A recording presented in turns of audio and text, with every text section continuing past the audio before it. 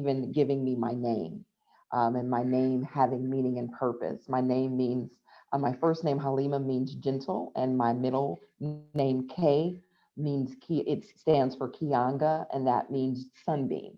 And so it has always been a part of my DNA to know that I am operating with purpose, and operating with the spirit of intention. And so, in answering the question around what does DEI mean for me, it's purposeful intention. It's ensuring that we are being collaborative, that we are being inclusive, and we're being curious. Many times we don't include because we don't know, or we're fearful of, or we're taught by, or we're told that, and we can't and haven't done the work required to help interrupt, disrupt, and reframe our thinking. And so, purposeful intention is what DEI means for me. I love that. And I love the word curious too, because that's a huge piece of it. I love Yep. that. All right, T, what about you? Sure, and hello everyone. Thanks for having me. For me, diversity and inclusion is really celebrating our differences and providing resources to those that need it. When we think of equity, we look at the processes and procedures that we have in place and making sure they're giving everyone an equal chance to be a part of, whether it's the organization or whatever work that we're doing, because some of us don't have certain privileges that others have access to. So it's helping everyone along the journey. So I'm glad to have this conversation today and super excited about my fellow panelists. All right, thank you, Tia. And Ethan, what does DE&I mean to you? Hey everybody, my name is Ethan Avanzino. DE&I for me means having a seat at the table, but also having a voice at the table. Oftentimes we'll bring people into the table and say, oh, it's diverse, right? But we don't necessarily give them that voice. So creating that space for folks to have that platform to express their opinions or viewpoints, that's that inclusion aspect of it. So I'm looking forward to this conversation. Thanks for having me. That's great. Love it. Thank you, Ethan. And I want to start off with a kind of a tough one. So let's just say Tia start off with this one. But what is the most uncomfortable conversation you've ever had surrounding DE&I in the workplace, and how did you go about handling it? Sure. So I would say the toughest conversation for me happened last year. With the murders of Ahmaud Arbery, Breonna Taylor, and George Floyd, there was this unsolicited spotlight on Black people, right? And leading a Black employee group, I was getting pinged from both sides, right? I had a group of Black employees that were suffering in pain, seeing the things that were around them and not knowing what to say to them as to, how does this get better, right? What work can be done? How is the company going to get better? And then on the flip side, you had leaders that wanted resources, they wanted to help, but didn't know what to do. And so it was tough for me because signing up to lead an employee resource group, I had no idea that this would be something that I would ever have to deal with, right? I was like, I get to plan fun events. I get to help people with their professional development. And then here comes this, and it was the heavy weight of me just trying to navigate the situation as being a Black woman. I go to work, and previously, I went to my corporate workspace and I get to put on whatever face that I would like to, right? I wasn't necessarily bringing my whole self because it was allowing me not to hear what was going on in the outside world. So I had to make a change in what I was doing. And I did it purposely I wanted to make sure that not only, the Black employees, but, the URMs that we have within our company, underrepresented minorities, have a voice. And if I'm going to be in this leadership position, I want to be as vulnerable as possible because I want to tell people here is what's going on and here's what changes need to happen within our organization. And so that was really tough for me because it's you don't go to work thinking that you're going to have to discuss, okay, Tia, what's it like being a Black woman, right? Like, wow, like I didn't look to myself as being the representative for Black employees, but if I'm the person that needs to be that voice and making sure that I'm speaking up for those individuals, then I'm going to take that position and do that. That's great. Thank you for sharing that, Tia. Of course. All right. And Ethan, what about you?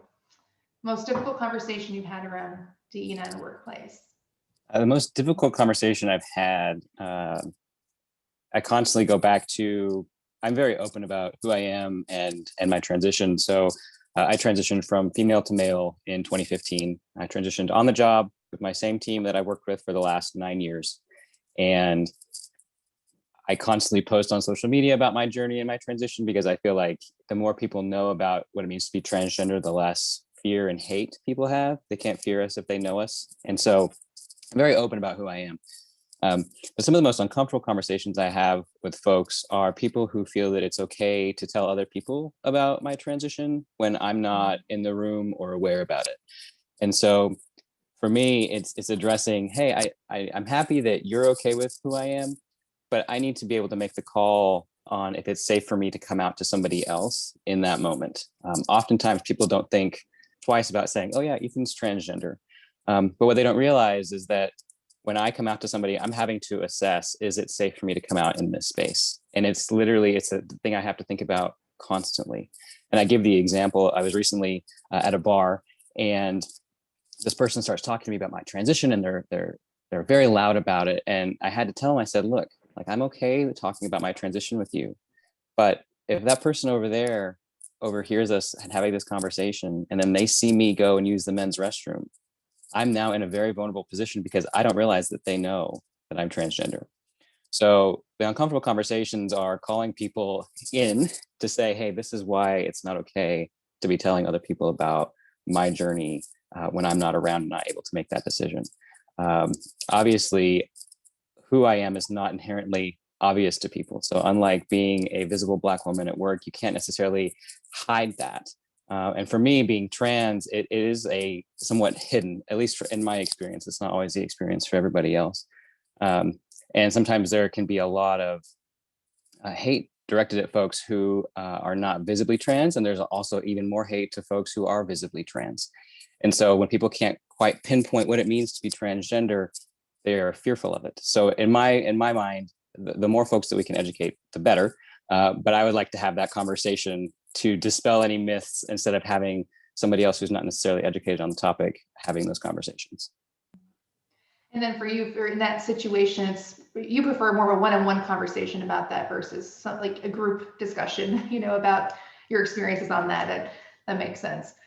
Yeah. And I guess in terms of I know we talked a little bit about it in your bio too, but you created that transition, it's called the Transition Guidelines for Employees and Leaders.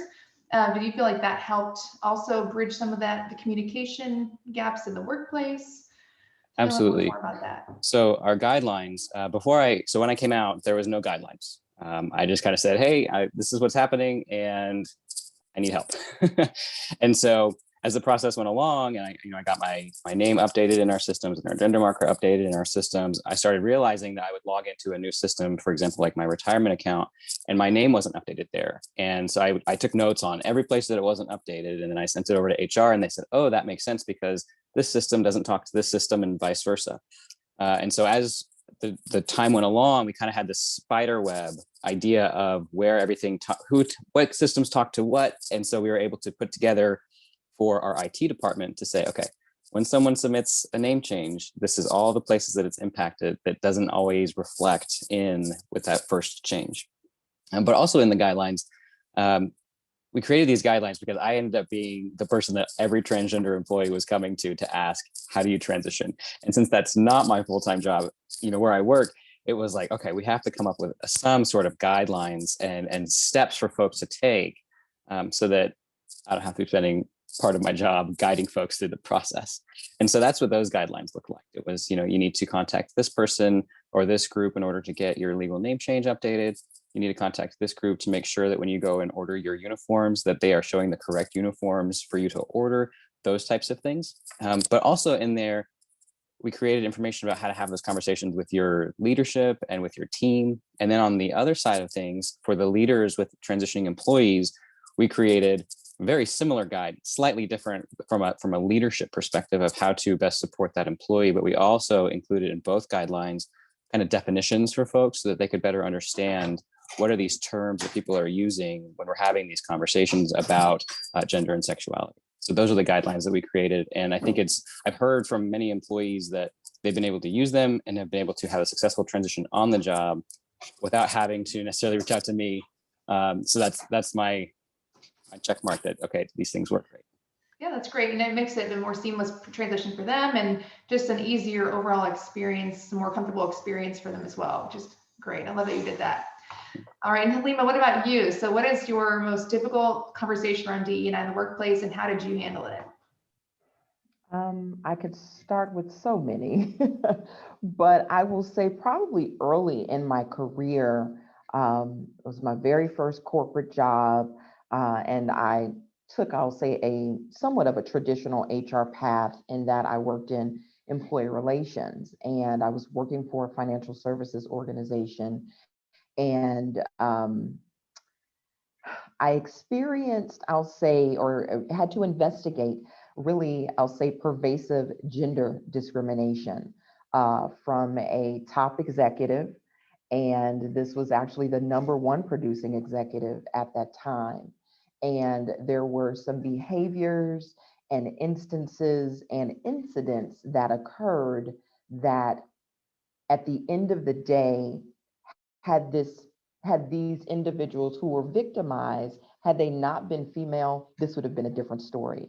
But the flip side of that is upon me doing the investigation and having to come back and talk to the managing principal of the organization, essentially the CEO, along with my managing principal, and was asked my thoughts around what happened and what were the themes that I was seeing, it was pervasive gender discrimination. And the challenge that happened from that was it was very clear. But what also I learned later was that profitability for certain organizations matters more than people. And it was a hard conversation and a hard early lesson that I learned in my career, in that it was something that, like I said, I remember to this day, and that I wanted to ensure that I aligned with organizations, one, that were ready for the truth.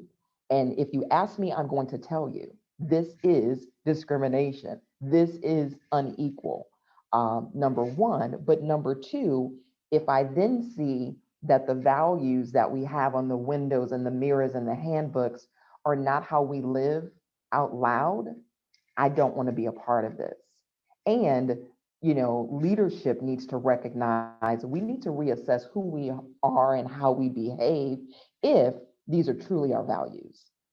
So it was difficult in that I'm a 20-something-year-old, first time in corporate America, trying to get myself started. But I also realized that my assignment and purpose is to speak for and ensure that folks' work experiences are just and fair and equitable and not filled with discrimination and harm. And so it was a difficult conversation in that, like I said, here it is, I'm a young gun, but I had a job to do. And I was going to tell you because you asked.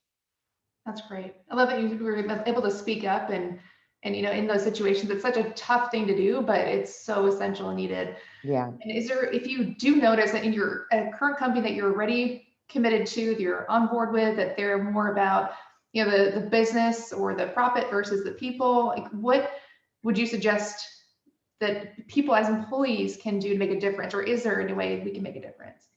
I definitely think so. I think that there are a couple of things that folks can do is find an ally within hopefully your leader or your manager, Also, kind of keep your, as I tell people, keep your ear to the street, i.e., how does the culture tick? What are the things and who are the movers and shakers and who are the power brokers? And some of it is you sitting back to observe what is this culture like? And then if you see maybe the culture is so toxic that you can't overcome it, you may need to begin to plan an exit strategy. Because sometimes there are just cultures. I've worked at places where I thought that 2020 or Dateline was going to walk in here in any second because this is just gross. But that didn't happen. But I also knew this isn't good for my spirit and my soul, and I got to leave. Love that. That's great. Thank you, Halima. Thank you.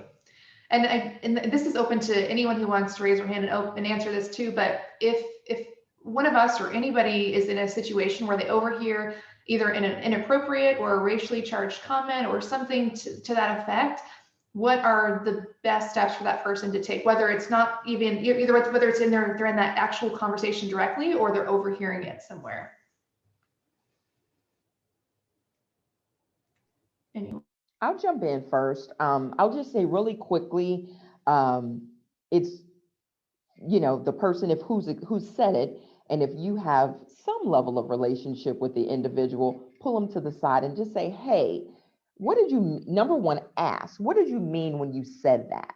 Or you said this, do you recall saying that? Because a lot of times certain terms, certain words are just natural to people. It doesn't make it right or wrong, but it's so ingrained in their DNA that they think nothing about it. Or depending on your upbringing, this is just a word we used. So, however, if you're experiencing, terminology or words or phrases or whatever that are offensive, because times are changing and as we know better, we should be doing better, then your call to action, so to speak, is say, hey, I don't know if anyone ever told you, but what you just said may be offensive to others because it kind of pricked my ear when you said it.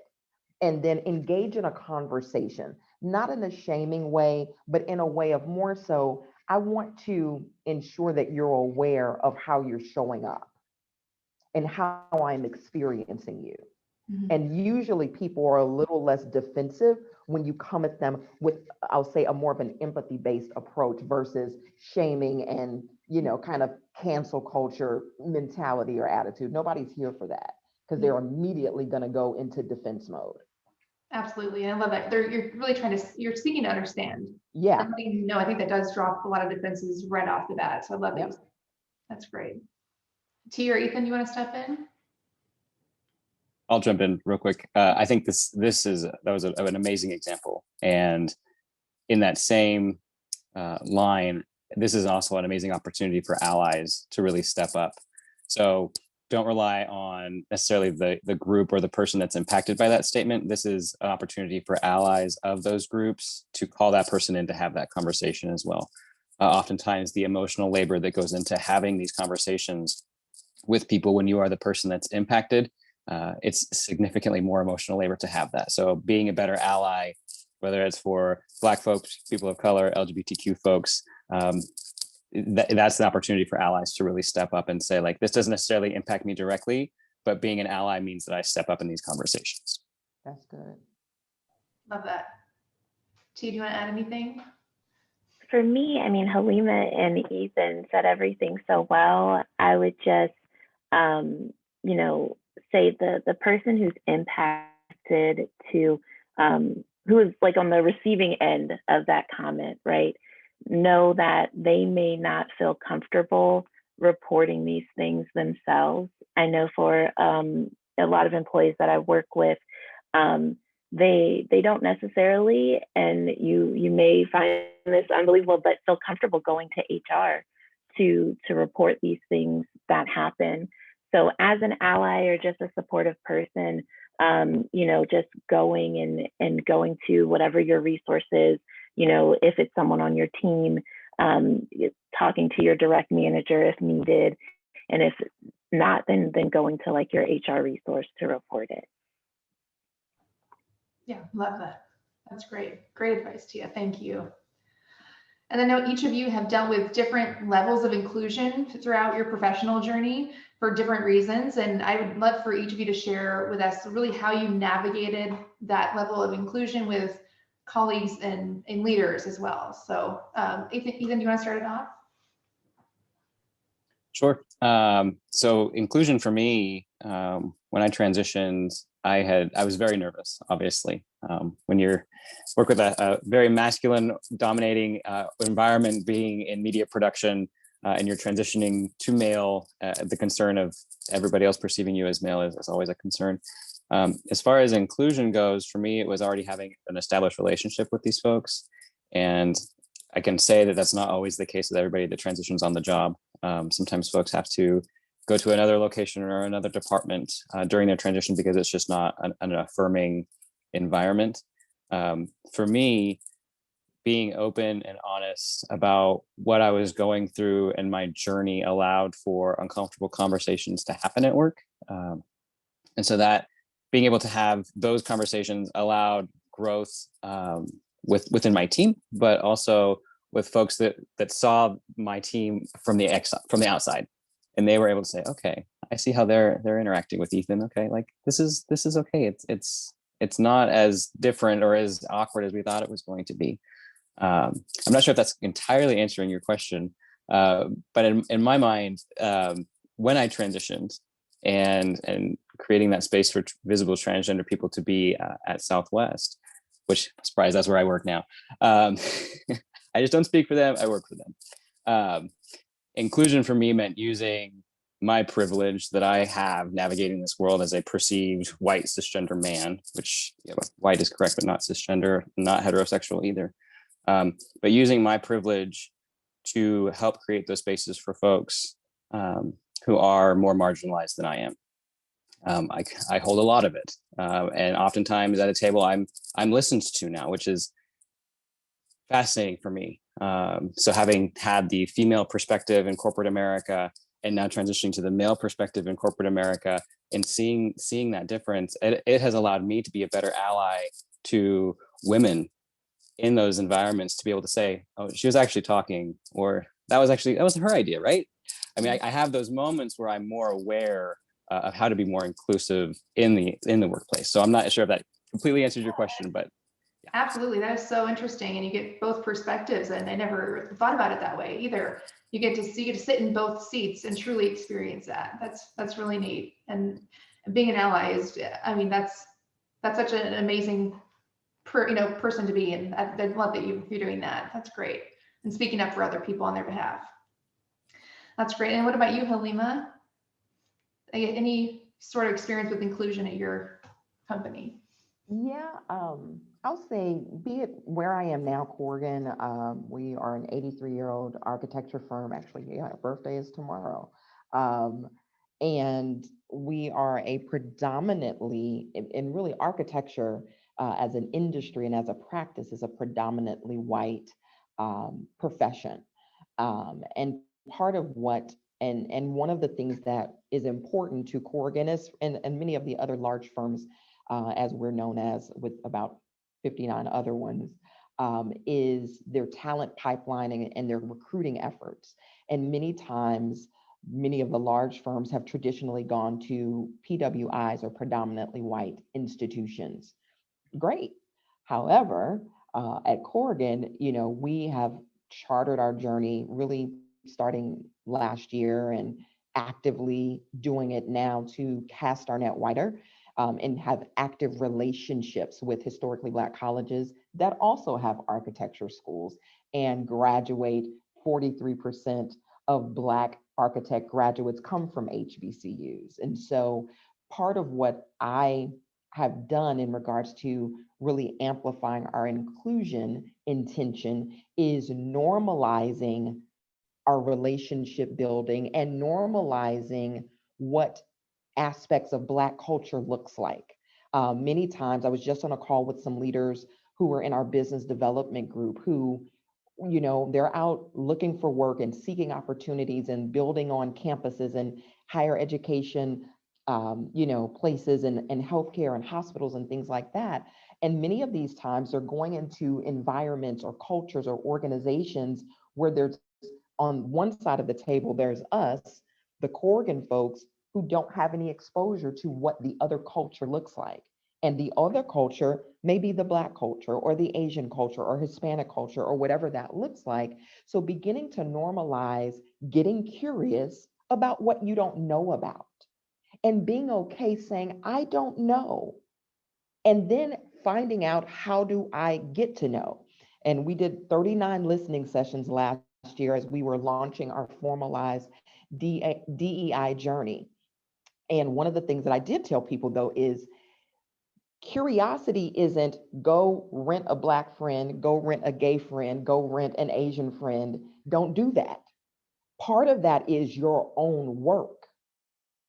So that when we do have a conversation, your conversation is based out of curiosity and not an inquisition.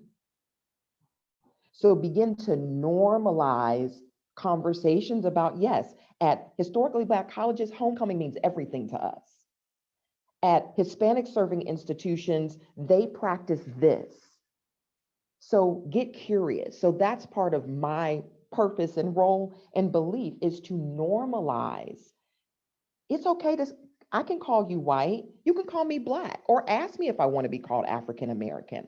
Let's have a conversation. And to, I think, Ethan's point earlier, and Tia's as well, part of it is let's get over ourselves a little bit. This fear thing, and don't feed into social media, because that's not the sum total of how our human interaction shows up really. It's in our day-to-day interactions as humans where we learn the most. That is amazing. Love that, Halima. That is so good. And one of a question we got actually before the event too was somebody was asking exactly what you just addressed. They were asking if there is a profession that's predominantly white or predominantly Mexican or whatever the race is, how do you recruit for more diverse candidates? You know, so you hit on the Black colleges, so you hit on the different ways of doing that, but is there any other advice that you have on different ways to look for those people to make it more diverse workforce? Yes, it's two parts. Two parts is understand how and why we got here. Because sometimes grounding yourself in the history helps you to not just dismiss, or when you take the next step of, we're going to go to the HBCU or we're going to go to the women's college, that then your mindset is, well, we're now going to a lesser, or these individuals are not qualified because if they were, they would have always been here. No, systemic racism is an institution where there were barriers and denials that happened historically that did not let people enter into. So you've got to start with understanding the why before you solve and go to the how. And so part of that is, yes, if you do want to strike a relationship with a historically Black college or university, understand their culture. And then don't try to be in relationship with all 107 historically Black colleges. That's weird. Choose one or two. It's just like if you're on Tinder or one of these dating apps. I've been out the game for a long time, but I still hear about them.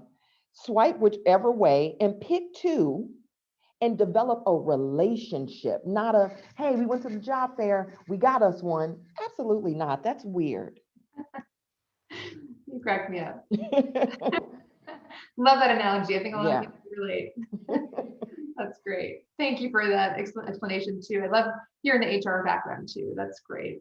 And then Tia, what about you in terms of inclusion in your professional journey? How have you been impacted and really walked through that with colleagues and leaders? Yeah, so for me, even growing up, I've always been in predominantly white spaces. So to be honest, I was like, does inclusion actually exist, right? And the first few years of my career, I was in more like customer facing type positions. And the way that promotions happened were you performed well, you would get this new role, right? But once you get into that management or people leader position, I think we're all familiar with the politics of everything that comes along with it. And so I realized the importance of advocacy. So one, for myself, because I think I was like, oh, well, if I do a really good job, I will get promoted. And so I was in the same position for 5 years and nothing was happening. And so I thought my leader at the time was looking out for my best interest. But when we would have conversations about, hey, how do I get to manager 2 from where I am today? I was always getting compared to my white counterparts that weren't doing the same work that I was doing. And so it took, I share this story, and you told me to be open and honest. So I'm going to be open and honest with you all. Okay. So I had a manager, I'm listening out and I'm like, okay, what will it take for me to get manager 2?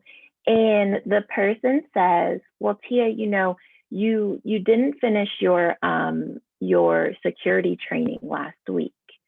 And so someone told me that don't ever be on anyone's list.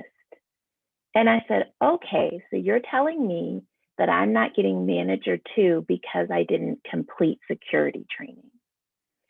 And so it just clicked like, okay, Tia, so that person, your boss, isn't looking out for you this time. So how are you going to advocate for yourself in order to get that position? So that's when I had to have that direct conversation of, what are the clear expectations for this role specifically, taking out other individuals that are in different roles?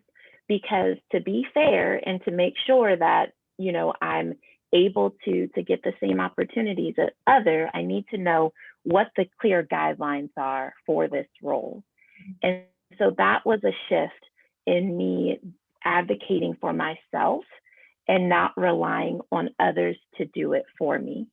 The other part of it was knowing that, my manager's going into these like calibration sessions, because to get promoted, it's not just your manager who's making the decision.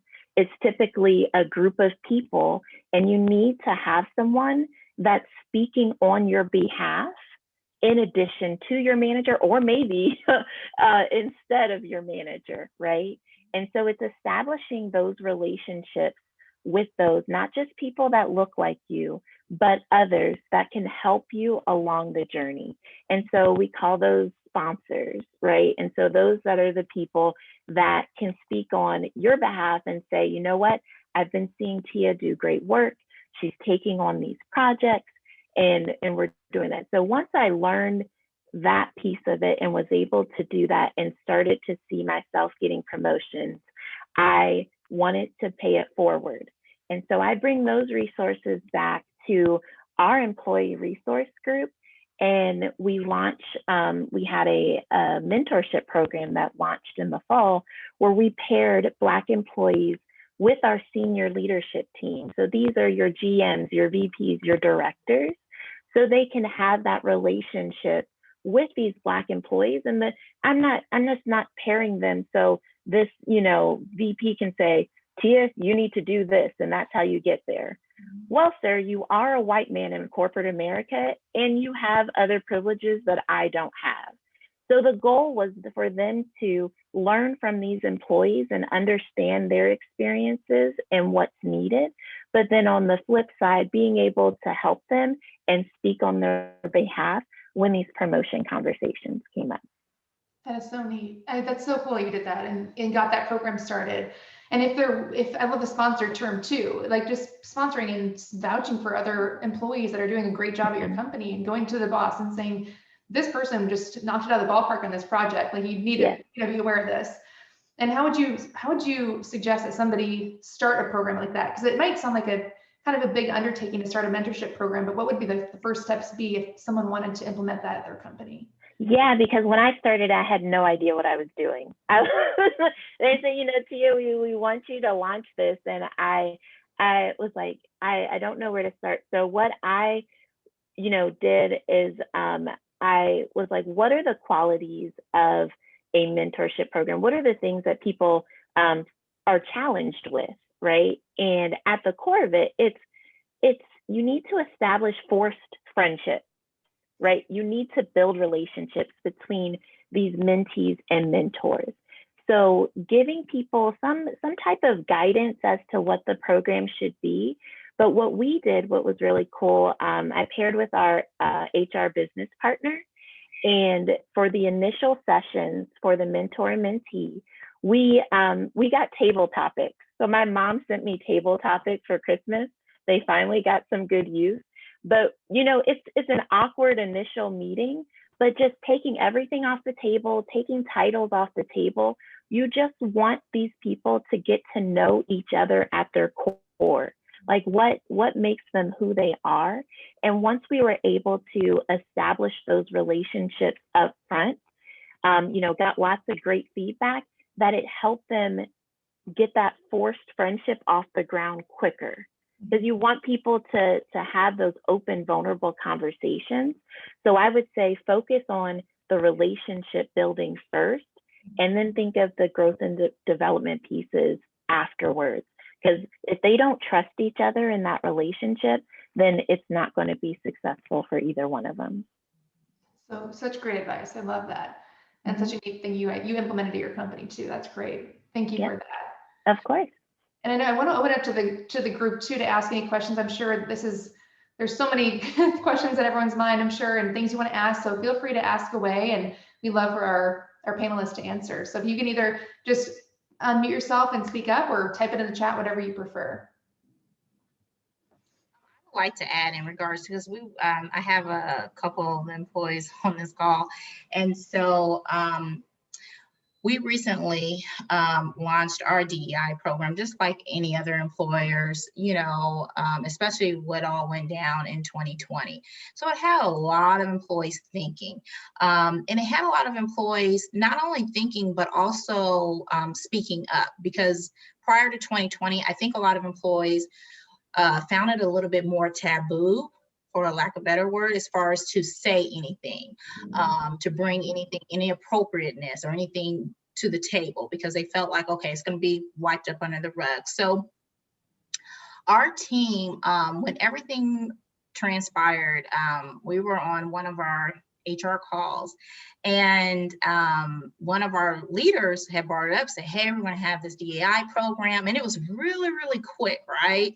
As far as, hey, we're going to push this out and this is what's going to be. So we're like, oh, wait. You got some questions as far as like, what is the program going to be about? We had a lot of questions, but we did not receive the answers. And so I said, okay, well, we have senior leadership. Now with our organization, we really do pride ourselves in regards to our philosophy that we do here, the culture, and just like any other employers, as far as acknowledging our employees, embracing our employees, supporting them and accepting all the employees, right? Regardless of the race or anything. But when this happened, this was like, whoa, what do we do?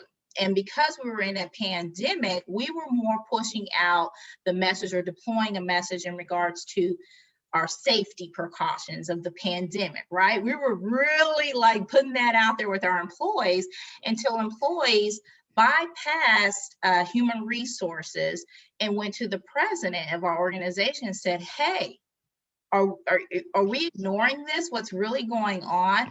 And our senior leadership team said, we totally forgot. Like it wasn't not maliciously as far as forgetting, but because the pandemic in the healthcare industry, as far as us being essential workers, that was really what we really kind of had focused on, right? And so so once we launched that, we had selective leaders within the program and the committee. And so the employees came to human resources and said, okay, we have a problem with this DEI committee. And I said, well, what's the problem? It was more about business than it was in regards to let's have a conversation in regards to what's going on, our feelings, what action can we take in regards to here in the organization. We have a corporate organization does not have maybe brown skin or any other skin in regards to director levels or females that's at the C table. Can we have those kind of conversations? And I know that with employers, it is very uncomfortable because this is something new to a lot of employers to have this conversation. And so I had to be, you have to be vulnerable, right? Because I'm too one of, in the human resources aspect, as far as being professional, that held my tongue, you know, in regards to some things, because of fear of losing my career, losing my job, that kind of sort of thing. And so I had to have a conversation with my director and said, hey, when we have these meetings, it needs to be more of sometimes who's ever on the call, you could be actually just kind of training someone, right? You have to ask these questions and have a clear understanding on what's going on, because it might be a situation where instead of having an agenda, so the perception from employees can be removed as far as, hey, they already had an agenda, they came to the table with an agenda and it's all corporate like. This is totally outside of DEI. This is totally outside of diversity. This is totally outside of inclusion. I had to have that conversation with senior leaders and said, hey, I think you guys need to listen to the employees in regards to some things that maybe they've been put through, whether it's been at another employer or here. But you have to be open-minded when it comes to that. And we kind of struggle with that here.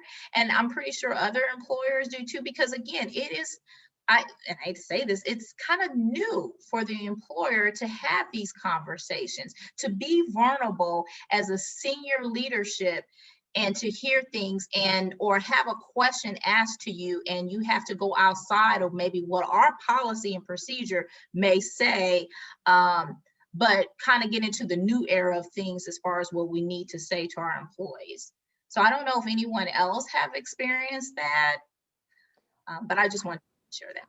I'll jump in just quickly. Our journey at Corgan, there were two parts. Corgan has been on their DEI journey, but it started in compliance back in the 1980s, EEO, aviation, federal contracts, things of that sort. And over the course of the last 25 or 30 years, the organization has done many things that may not have been named diversity, equity, and inclusion, but they actually were doing things. And so last year, we then formalized all of these actions and umbrellaed it under what we call belong within our organization. But part of what I hear you saying is there was a prescription from on high that came down versus a conversation that needed to happen down low first. And or there should have been a convergence of conversations that happen to understand what do people need? What do people want to see versus it being reactionary? And we know that a lot of organizations quickly jumped and did something. So now, almost a year anniversary, we'll see where some of those organizations are and where some of them are not. If it was performative or if it actually was a catalyst to do what is good and right for the globe. But the second part is, I think that, you know, based on what you shared, the organization needs to take a step back and really honor that simple starts are okay. And a simple start may be, we need to have listening sessions for the next 3 months. The year is focusing on listening and learning because we're so prone to want to jump in and do something. The doing is listening. That's an action word, listen. And I think from that point, then the Diversity Council can then have some more priorities that are more relatable and relevant to what the people said. So that's just my sharing. I love that. That's my favorite line. The doing is listening. You know, it's so true. You have to do that first in any situation, in any discussion like this. And you had 39 listening circles. Is that right, Halima? Last year? Yes. 39. That is so, so great. And I'm really hoping that companies continue to do things like that, not just, reactionary to whatever events happened last year. So that's really, really great. But okay, who else? Who has any questions? Thank you for that, Tammy. Who else? Yeah, just to back up Tammy, I actually work with Tammy. Tammy's actually my manager. So I have a question for you guys. One of the things we're running into is that me and Tammy have had this talk many times where we have employee-led, that program is pretty much employee-led, right? Now, one thing we didn't want to do is we didn't want to step on their toes. We didn't want it to become an HR function. Does that make sense? Like they want to lead that, they want to have conversations. And have you guys ran into the issue of having to step in, but maybe not step on everyone's toes, and how you guys kind of dealt with that? Because we don't want to take over. We don't want them to feel like, oh, this is all on HR now. We want them to always feel like they're part of the process, but we have found times where we feel like we have to kind of get in there and gather everyone together and say, okay, this is an issue. And I just want to see what you guys have done in the past to kind of keep that from happening. So I can share with Intuit, we formed the Racial Equity Advancement Leadership Team. And so with that is a more employee driven team as well. So it may be something that's similar. And so now that the work is being done, we're at a point where the DEI efforts that this team helped with needs to be a part of the HR strategy. I don't know if that helps, but it's time to start saying, okay, what work is this real team can do, and what work needs to be done by our DEI or HR organization. Because when we form this team, and even now, there's groups like, oh, we want to figure out how we can hire more people of color or underrepresented minorities. The real team will solve that. No, ma'am, I have a day job and I don't know what the tools are to go and get those folks. That has to be a part of the work that the company does. What we do is more of come in what those ideas are, like what we recommend. Like last year, we knew that our Black employees needed the space. I don't know if this is similar to the listening circles you had, Halima, but we had what we call Black resilience workshops. And so we had all of our Black employees come in, and we had an outside group, the Attaway group, come in and lead those discussions. So we had various topics that folks could have, a space where they felt safe, they felt comfortable to have those discussions.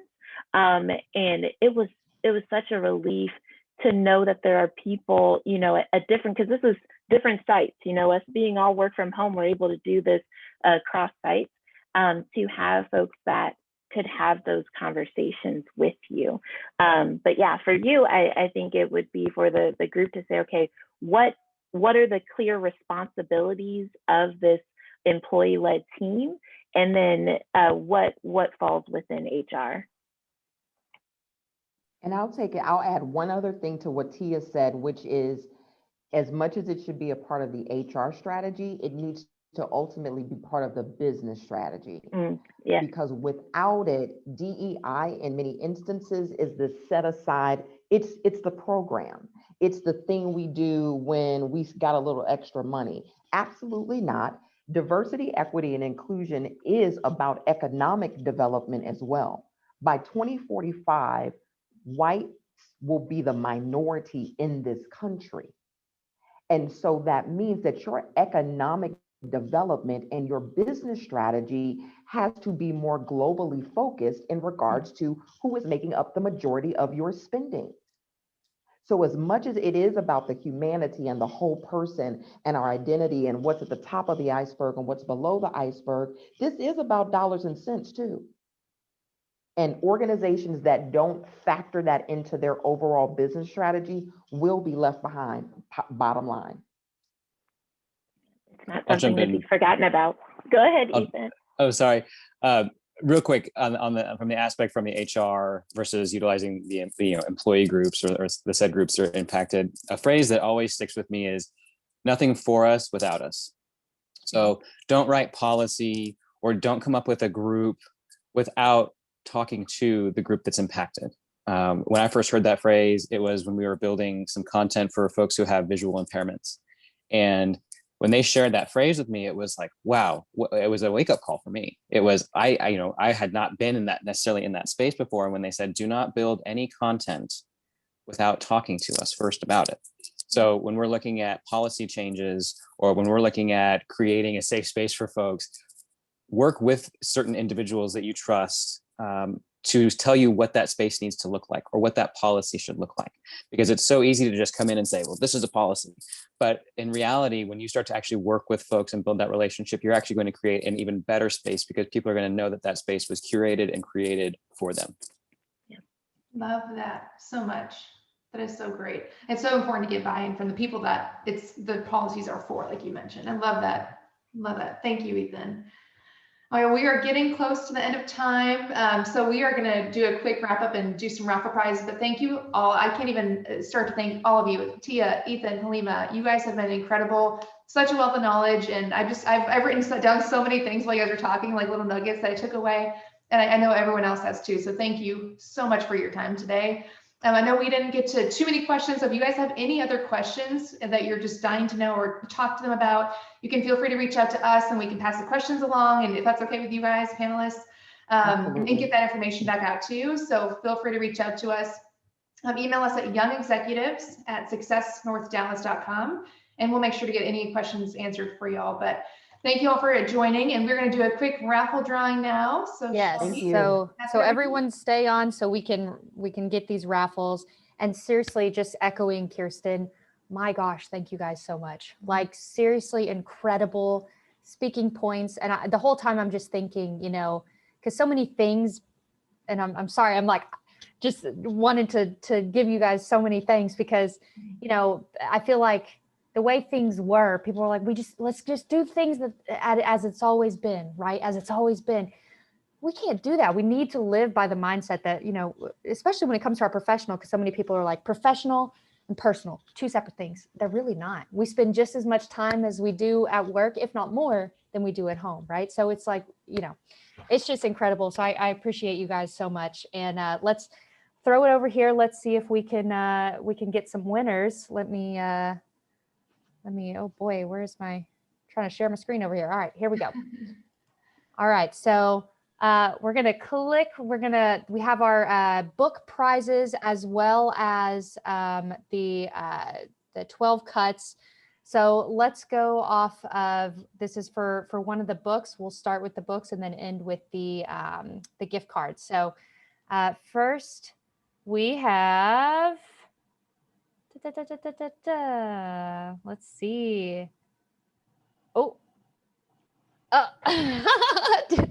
so close, so close. Do we have Coletta on? I don't know if I saw her name. I don't think I did. Okay, let's do it again. Let's do it again. Let's do it again. We'll get Active it. present to win. I was gonna say, I know her. I could call her. She's not on. She's out. She's out. She's not She's on. out. She missed it. Okay, how about Melissa? Is Melissa on? There was only like 5 people that I think weren't on, and watch, I'm gonna click all of them. Check of it. All right, hold on. We got this. All right, Melissa, I'm sorry if you're not on and you miss out. All right, let's see. We're gonna get a winner. And this is for How to Be an Anti-Racist. I love that book. I own that book, so we're gonna go with that one first. Let's see. Brandy? Anybody? Brandy on? Yes. Yes. Good job, Brandy. All right. Thank you. So we'll get that. We'll get an email out to you and get that over to you. So, and that one was How to Be an Anti-Racist is the first one. Oh boy, sorry about that. All right. Next book we have. It's so slow to. Okay. Oh, Is Did Delete? Letha leave? I'm Yeah. here. Oh, Delete. awesome. And we'll get, let's see, I don't have the books pulled up. Which is the second book that we're. Oh, you can't say that in the workplace. Is that, yes, Helena's recommendation, right? Yes. You can't talk about that at work. Yep. Can't talk about that at work. So congratulations. All right, let's do our last book. which I think is Ethan's recommendations, our last book. Mhm. For Meg Webster. Meg. Is Meg on? Ooh, I don't think Meg is on. She misses. All right. Last book. Okay. Tammy? Tammy Harper. Yeah, Tammy. Three winners is our group. Yeah, that's all of us. You guys are doing great. All right, this is the last one. This is for all of it. This is the 12 Cuts gift card goes to. Let's see. Ooh, is Jennifer? Is Jennifer on? Jennifer McCrae? I don't see her. You're so close to Kelsey's name. I know. I feel like we're dropping people. All right. Let's see. Is Cody on? No. I saw Cody either. Dang, sorry I'm guys. on. Oh, and Cody's on. Cody, I won. Wow. you won. Good job, Cody. All right. All right, guys. Well, we will, for our winners, we'll be emailing after and just confirming that with you guys. So again, appreciate all of you. Thank you for attending our SNDYE March event. Thank you to our panelists. This was phenomenal. Appreciate you all. Absolutely. Have a Shelby? great week. Bye. Thanks for having us. Bye, everyone. Thank you. Shelby, Thanks, everyone. Thanks, Bye-bye. Joe. Bye. Bye, thank you. Thanks for Good having job. me. Kirsten. bye. It's a Good seeing you. Great stuff, see great you. content, guys. Thank you. Yeah, you're welcome. Thank you. Nice work, everyone. Thanks, Kim.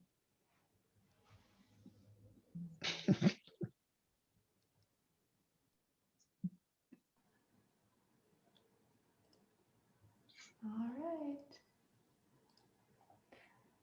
right. Okay. Ladies. Let me stop recording.